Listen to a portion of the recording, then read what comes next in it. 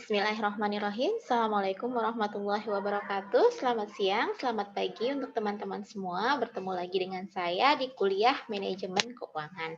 Hari ini kita akan masuk ke pertemuan kedua ya.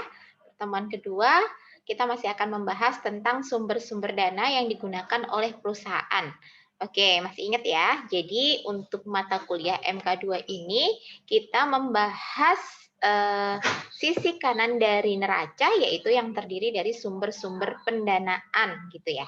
Nah, pertemuan hari ini yang akan saya bahas adalah terkait dengan dua jenis sumber pendanaan, yaitu pendanaan yang namanya pendanaan spontan dan pendanaan tidak spontan. Saya share screen ya. Jadi Anda sudah bisa menemukan materi ini di e-learning. Jadi pertemuan kedua tentang pendanaan spontan dan tidak spontan. Oke, kita masuk ke yang pertama. Apa itu pendanaan spontan? Apa kira-kira pendanaan spontan itu? Pendanaan spontan adalah suatu pendanaan yang spontan, gitu ya. Anda tahu spontan. Spontan itu langsung. Langsung itu kenapa disebut langsung? Ia merupakan sumber dana yang ikut berubah apabila aktivitas operasi perusahaan berubah. Jadi sumber pendanaan ini secara langsung akan berubah apabila aktivitas operasional perusahaan berubah. Oke, itu kata kuncinya. Kata kuncinya, dia akan ikut berubah apabila aktivitas operasinya berubah. Contohnya apa? Contohnya adalah hutang dagang. Hutang dagang ini pasti berubah kalau aktivitas perusahaan berubah. Jadi seperti apa? Jadi misalnya perusahaan melakukan lebih banyak penjualan, maka mungkin perusahaan membutuhkan lebih banyak bahan baku sehingga dia terpaksa harus meningkatkan hutang dagangnya. Seperti itu. Hutang upah dan hutang pajak juga akan meningkat ya. Jadi seiring dengan meningkatnya jumlah penjualan yang dialami oleh perusahaan. Nah, apa daya tarik pendanaan spontan ini? Daya tariknya adalah sebenarnya pendanaan ini tidak memerlukan negosiasi dan perundingan formal sehingga dia mudah ya. Jadi kita tidak perlu untuk melakukan negosiasi lebih lanjut, melakukan perundingan-perundingan, rapat-rapat untuk meningkatkan jumlah pembiayaan atau pendanaan. Tapi di sini kita cukup kita begitu operasional perusahaan meningkat, pasti secara langsung jumlah pendanaan ini juga akan meningkat. Nah, kita masuk ke yang pertama yaitu hutang dagang. Hutang dagang ini apa sih sebenarnya? Hutang dagang ini adalah salah satu jenis hutang ya, yang letaknya paling atas dari neraca.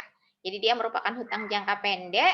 Jadi peningkatan hutang dagang ini sangat tergantung pada peningkatan penjualan dan peningkatannya proporsional.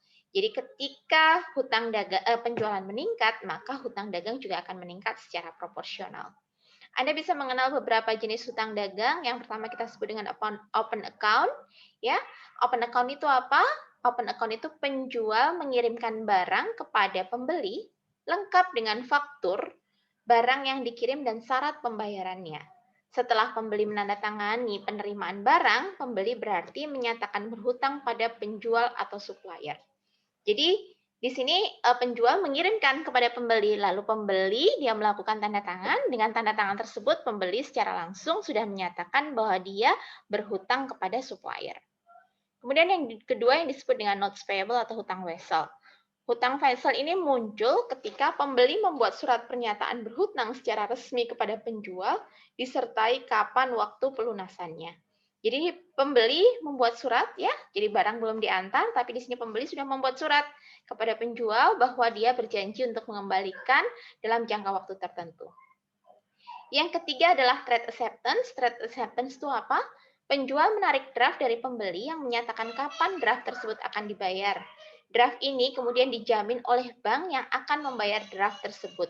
Setelah itu barulah penjual mengirimkan barang kepada pembeli.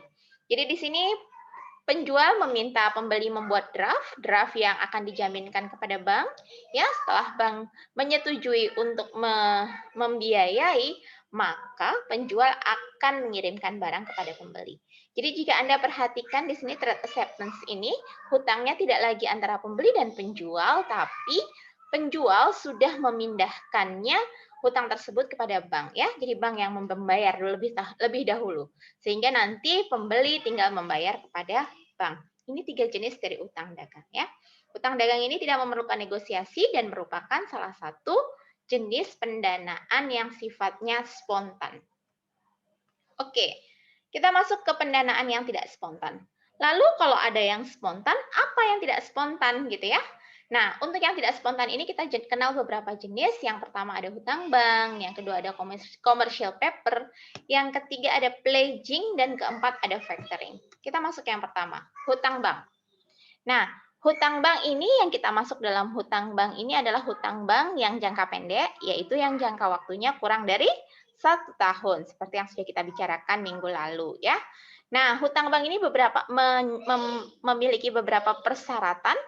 Nah, salah satunya yang disebut dengan promissory note. Promissory note itu adalah sebuah catatan ya tentang janji-janji ya, perjanjian seperti itu yang memuat di dalamnya berapa besarnya hutang, berapa tingkat bunga, bagaimana dibayarkannya, setiap bulankah, setiap periode apakah gitu, apa jaminan dan apa persyaratan lainnya. Nah, jadi semua item-item terkait dengan besarnya hutang, tingkat bunga, cara pembayaran hutang, dan jaminan serta persyaratan itu semuanya dituliskan di dalam sebuah perjanjian yang namanya adalah promissory note. Kemudian yang ketiga ada perjanjian khusus untuk memberikan sejumlah kredit dalam periode tertentu atau yang disebut dengan line of credit. Jadi line of credit ini adalah sebuah rangkaian kredit ya yang diberikan oleh bank, bahwa bank akan memberikan kredit sejumlah X gitu ya dalam jangka waktu tertentu. Apabila kredit itu dilunasi, maka bank bisa memberikannya lagi sejumlah X plus sekian gitu ya dalam periode tertentu. Jadi dalam satu periode waktu akan ada beberapa jenis kredit yang diberikan oleh bank. Yang keempat adalah yang terkait dengan syarat khusus juga untuk hutang bank. Ini yang harus Anda perhatikan, bahwa bank ketika dia memberikan kredit, dia tidak memberikan secara cuma-cuma tentu ya, ada bunganya, tapi dia juga mensyaratkan persyaratan-persyaratan tertentu, seperti adanya saldo minimal. Saldo minimal. Istilahnya yang kita kenal juga dengan namanya compensating balance. Compensating balance atau saldo minimal ini besarnya adalah 10-20% dari total kredit. Jadi misalnya kredit Anda 100 juta, Anda harus memiliki saldo minimal 10-20%, yaitu kira-kira 20 juta ya saldo minimalnya. Yang saldo minimal tersebut akan dibekukan oleh bank ya di rekening Anda. Artinya kalau dibekukan Anda tidak bisa mengambil rekening tersebut ya. Apa gunanya compensating balance atau saldo minimal ini?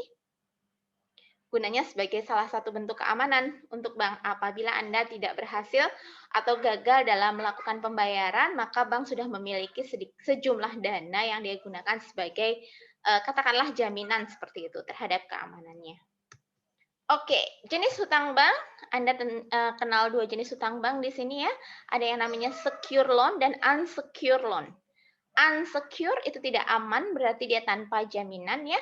Kalau secure loan adalah kredit dengan jaminan. Unsecure loan bisa diberikan dengan perjanjian, misalnya revolving credit ya, perjanjian legal yang diberikan oleh bank untuk menambah jumlah kredit dalam batas tertentu. Seperti itu. Nah, sekarang kita akan kenal jenis yang kedua dari pendanaan yang tidak spontan, yaitu yang kita sebut dengan commercial paper. Jadi yang pertama adalah pendanaan tidak spontan yang pertama adalah hutang bank.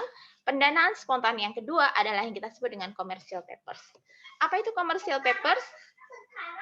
Commercial paper di Indonesia diartikan sebagai obligasi jangka pendek yang jangka waktunya adalah kurang dari 270 hari ya. 270 hari itu kira-kira 9 bulan.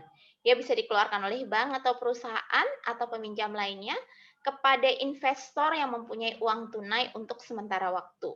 Nah, commercial papers ini nanti bisa diperdagangkan di pasar uang ya. Salah satu instrumen yang bisa diperdagangkan di pasar uang ya. Nah, instrumen tersebut juga tanpa jaminan. Jadi dia termasuk salah satu unsecured loan, tapi biasanya dijual secara diskon atau lebih murah dari jumlah hutangnya ya, dan diberikan bunga tertentu. Itu yang kedua tentang commercial papers.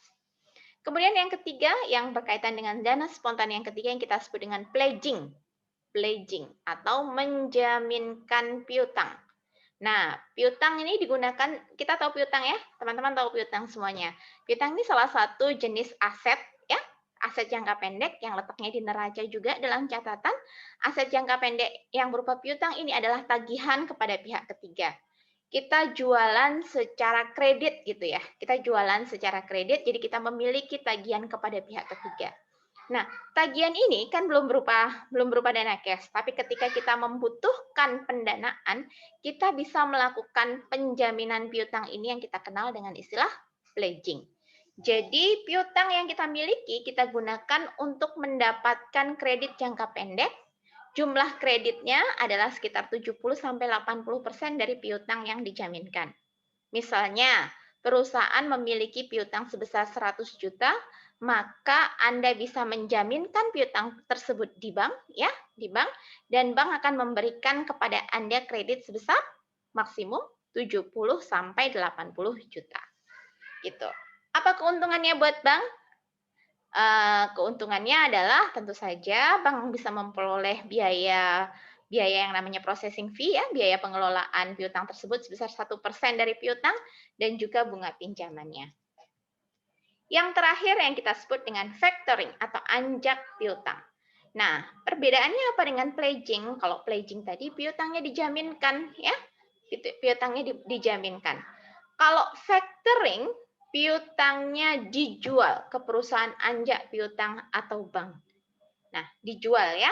Dijual bedanya apa? Kalau yang tadi, kalau pledging itu kepemilikan piutangnya masih kepada perusahaan, tapi kalau factoring kepemilikan piutangnya sudah beralih ke bank atau perusahaan anjak piutang.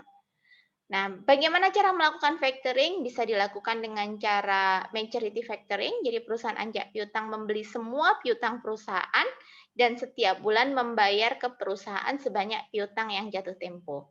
Jadi seperti itu ya. Jadi dibeli sesuai nanti dibayarkannya sesuai dengan jatuh tempo. Yang kedua adalah yang dinamakan dengan agency factoring.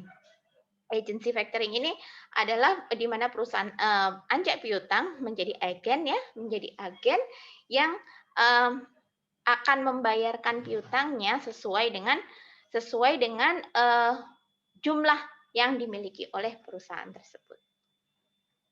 Oke. Nah, kita bisa lihat mekanisme penjualan dalam piutang, penjualan piutang atau kita sebut dengan factoring.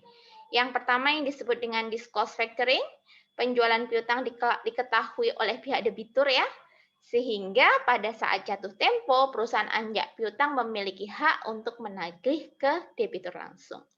Jadi kalau undisclosed tanpa notifikasi, penjualan piutang tidak diketahui oleh debitur. Jadi dalam hal ini nanti tentu yang menagihnya siapa? Yang menagihnya adalah perusahaan yang memiliki piutang itu sendiri.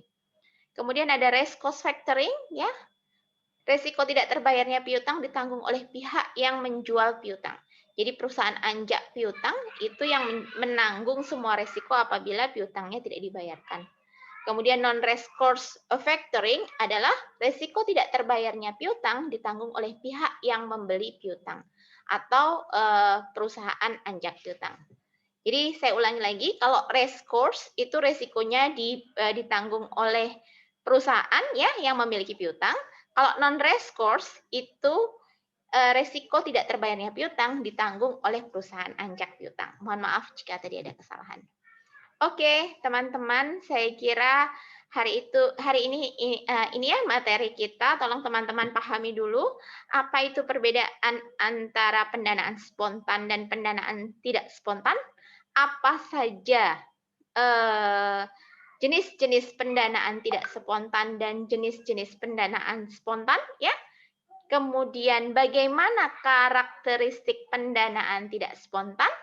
Kemudian teman-teman bisa menjelaskan perbedaan-perbedaan antara 4 jenis pendanaan tidak spontan, yaitu hutang bank, bagaimana karakteristiknya, commercial papers, bagaimana karakteristiknya, apa perbedaan pledging, dan apa perbedaan factoring. Oke teman-teman, kalau ada pertanyaan silahkan ditanyakan melalui WhatsApp ya. Di grup WhatsApp saya hari ini akan standby dan selamat belajar. Jangan lupa dikerjakan tugasnya ya. Wabillahi taufiq wal hidayah. Assalamualaikum warahmatullahi wabarakatuh.